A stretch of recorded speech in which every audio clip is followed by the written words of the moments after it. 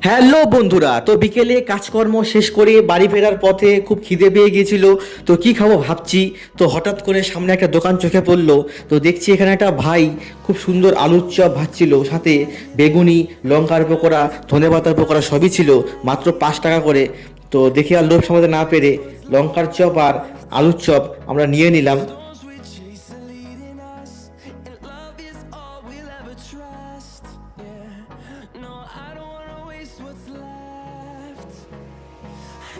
আমরা বাঙালি, চপ থাকলে মুড়ি লাগবেই, তাই আমি 2 প্যাকেট ঝালমুড়ি নিয়ে নিলাম। এখন যাব একটা বন্ধুর রুমে, তারপর চলে আসলাম বন্ধুর রুমে, দেখি ও শুয়ে আছে, ওর রিয়াকশন দেখি কি দেয়।